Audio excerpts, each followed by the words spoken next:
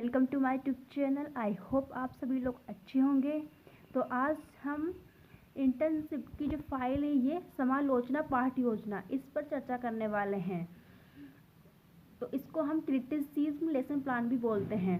तो उससे पहले मैं आप सभी लोगों से कहना चाहती हूँ, यदि आपने चैनल पर पहली बार विजिट किया है तो प्लीज़ चैनल को सब्सक्राइब कर दीजिए और बेल आइकन को दबा दीजिए ताकि आने वाले वीडियो का नोटिफिकेशन सबसे पहले आप तक पहुँचे और आप उसका लाभ उठा सकें।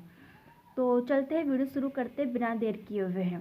जैसा कि आप देख सकते हो यहाँ पर ये है समालोचना पाठ योजना।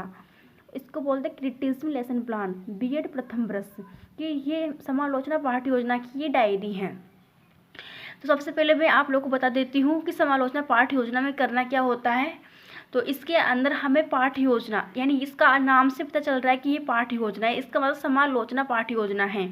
तो हमारे दैनिक पाठ योजना की जो डायरी होती है ना, वहाँ से एक लेसन प्लान लेना रहता है हमको। यानी आपने जो दैनिक पाठ योजना की जो डायरी जितने लेसन प्लान बनाए हैं, कोई 20-15 जो भी आपके कॉलेज वाले बनवाते हैं, वहाँ से एक लेसन प्लान जो कि जिसके अंदर आप लोगों की पकड़ बहुत अच्छी हो उस टॉपिक के ऊपर। यानी जो मैथ की ये इसकी जो संख्या होती है 2 होती है, यानी 1-2 सब्जेक्ट होते हैं हमारे बीएड में, उसकी 2 सब्जेक्ट की ये अलग अलग होती है, जिसमें हमें एक दैनिक पाठ योजना में से एक लेसन प्लान इसके अंदर उतारना होता है। और उस पाठ योजना को उतारते हैं जिस पाठ योजना में जो प्रकरण होता है, जो उसका टॉपिक होता है, वो हमारा अच्छे से क्लियर हो। तो इसका ये पहला पेज है, समालोचना पाठ योजना। मैंने इस प्रकार से इसको बना रखा है, समालोचना पाठ योजना क्रिटिसिज्म लेसन प्लान। विषय इसकी है गणित और मैथ, यानी इसके अंदर ये मेरी मैथ वाली है, आप देख सकते हो यहाँ से।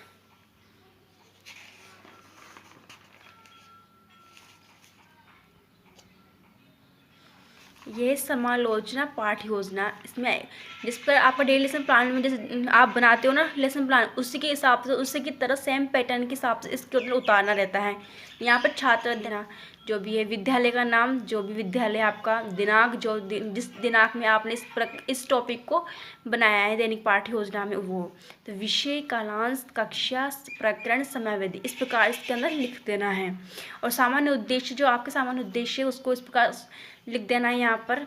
और यह है विशिष्ट उद्देश्य जिसको आप यहाँ पर उतारना है। इसके 6 पॉइंट है, इसके 6 पॉइंट है, ये आप यहाँ से देख सकते हो अच्छे प्रकार से। और आपको समझ में आ चुका होगा कि मैंने क्या बोला है अभी, और इसको किस प्रकार से इसको बना सकते हैं आप। समालोचना पाठ योजना, अभिरुचि, अभिवर्ती, ये शिक्षण विधियाँ, जहाँ पर प्रश्नोत्तर विधि, स्पष्टीकरण विधि और शिक्षण सहायक सामग्री, जैसा कि हमने दैनिक पाठ योजना बनाया है ना, वैसा कि वैसे इसमें उसी प्रकार से इसमें बनाना है। पूर्व ज्ञान, यानी छात्र त्रिभुज के बारे में सामान्य जानकारी रखते हैं। यहाँ त्रिभुज प्रकरण है क्योंकि ये सब्जेक्ट मैथ वाला है। प्रस्तावना, ये है छात्र अध्यापिका क्रिया, छात्र क्रिया कि जिस चिन्ह की लंबाई व चौड़ाई नहीं होती क्या कहलाता है, बिंदु। असंख्य बिंदु मिलकर किसका निर्माण करते, रेखा का। एक सीधी और लंबी रेखा क्या कहलाती है, सरल रेखा। 3 सरल रेखा मिलकर क्या बनाती है, त्रिभुज।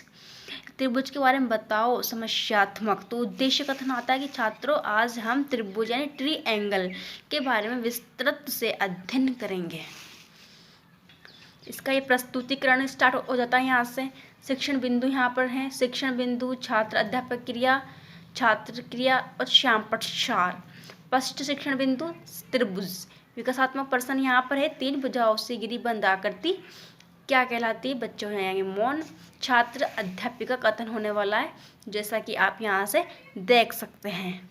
इधर का कॉलम आएगा छात्र क्रिया का, जिसमें छात्र की क्रिया होगी, छात्र ध्यानपूर्वक सुनेंगे जब अध्यापिका इस कथन को बोलेगी तब।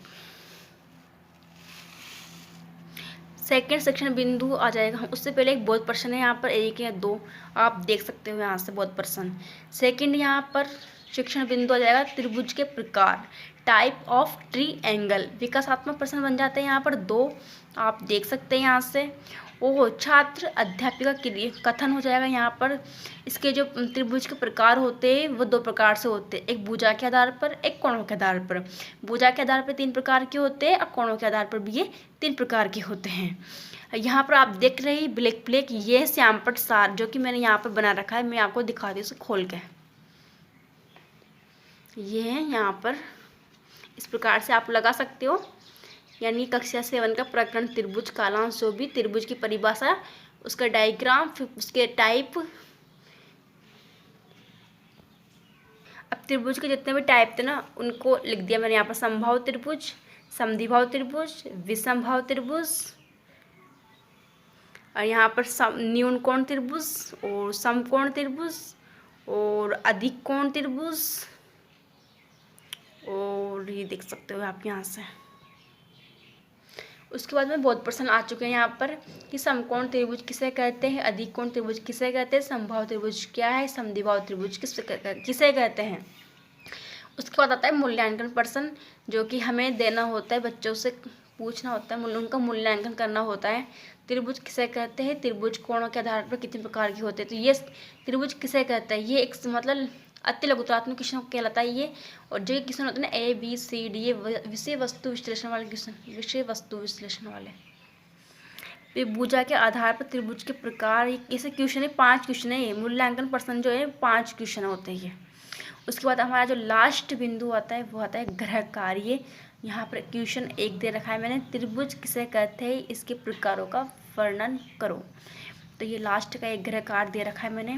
तो इसमें आई होप कि आप लोगों को समझ में आ चुका होगा कि किस प्रकार से क्रिटिसिज्म लेसन प्लान तैयार किया जाता है, यानी समालोचना पाठ्य योजना किस प्रकार से बनाई जाती है।